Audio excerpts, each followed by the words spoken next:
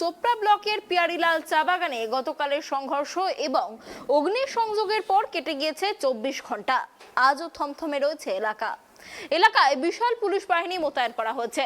চলছে পুলিশি টহলদারি, রাস্তাঘাট জনমানব শূন্য।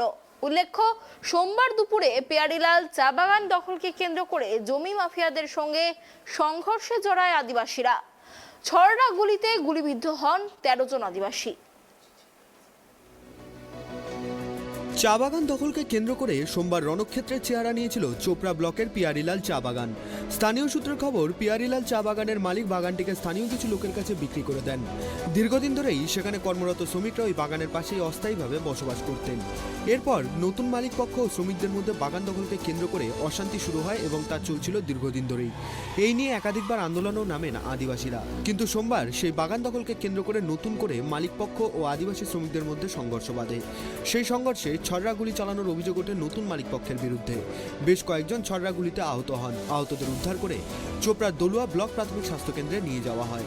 পরে তাদের ইসলামপুর মহকুমা হাসপাতালে স্থানান্তরিত করা হয়। আহতদের মধ্যে 4 জনের অবস্থা আশঙ্কাজনক হওয়ায় তাদের উত্তরবঙ্গ মেডিকেল কলেজ ও হাসপাতালে পাঠানো হয়েছে। এই ঘটনার পর আদিবাসীদের বাড়িতে আগুন ধরিয়ে দেওয়া হয় বলে অভিযোগ। পুড়িয়ে দেওয়া হয় ঘরের আসবাবপত্র। জমি মাফিয়াদের ভয়ে ঘর ছাড়া ছিলেন ওই এলাকার বেশ কিছু আদিবাসী পরিবার। জমি মাফিয়াদের অত্যাচার প্রতিরোধ করতে আদিবাসীরা তীর ধনুক নিয়ে এলাকা ঘিরে রেখেছিলেন। আমরা তো ভয়ে পালাই গেছি। আজকে সকালে যাই দেখছি সব বাড়িতে যেতগুলো জিনিস ছিল একটাও নাই, শুধু ওই জ্বলে গেছে টিন পড়ে আছে, ওইগুলাই আছে। সেটার জন্য আমরা এখন কমপ্লেন করতে হবে, না কমপ্লেন করলে আমরা কোথায় থাকবো? এখন আমার বাচ্চা কাচ্চা আছে, খাবার এখন সকাল থেকে নাই। কালকে কি ভয়ে পালিয়ে গেছিলেন? হ্যাঁ, ভয়ে পালাইছি। আজকে কি এসে দেখতে পেলেন যে ঘরবাড়ি জ্বলে? হ্যাঁ, আজকে সকালে গিয়েছি দেখতে। কি মনে হচ্ছে কারা জ্বালিয়েছে? যা আমরা মনে করছি যদি অন্য মানুষগুলো জ্বলাই দিত, সব বাড়িতে জ্বলাই দিত, শুধু বেছে আমার দুই পরিবার কেন জ্বলাই গেছে, বাদ বাকি বাড়ি কিন্তু জ্বলাই না।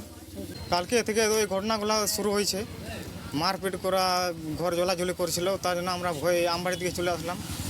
আমবাড়ির দিকে আসে মোটামুটি সারাদিন তো জ্বলাঝুলি হয়েছে। তারপরে রাত্রে 11 বাজে না 10:30 বাজের মতন পুরা রাত্রে শোনা গেছিল কি ফটকার জ্বলাঝুলির মতন। আর ঘর বাড়ি আমরা আজকে সকালে গেলাম দেখতে।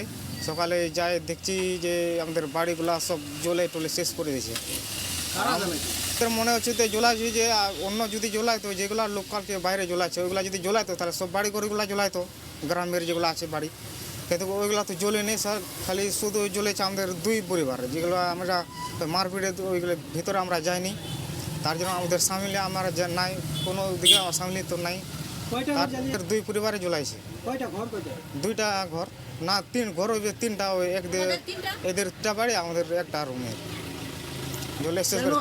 আপনাদের ঘরে জ্বালানো হলো পুরো পাড়ার মধ্যে? আমরা যে ওদের সামিলে নাই, সামিলে কোনো দিকে আমরা নাই।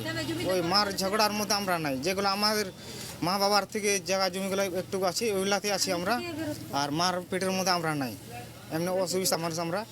তার জন্য কোনো দিকে আমাদের ওই লোধাবাড়ি গ্রাম। ঘটনার পর কেটে গিয়েছে 24 ঘন্টা। আজও থমথমে রয়েছে এলাকা। গতকালের এই ঘটনার পর নতুন করে অন্য কোনো ঘটনার খবর পাওয়া যায়নি। পুলিশ সূত্রের খবর, ঘটনা এখনো পর্যন্ত 6 জনকে আটক করা হয়েছে। মঙ্গলবার সকাল থেকে এলাকায় মোতায়েন করা হয়েছে বিশাল পুলিশ বাহিনী। চলছে পুলিশি টহলদারিও। নতুন করে এলাকায় অশান্তির খবর পাওয়া না গেলেও বাড়িঘর হারিয়ে চরম বিপাকে পড়েছেন ক্ষতিগ্রস্ত আদিবাসী পরিবারগুলি। চোপড়া থেকে শান্তনু মণ্ডলের রিপোর্ট, ট্রাইব টিভি।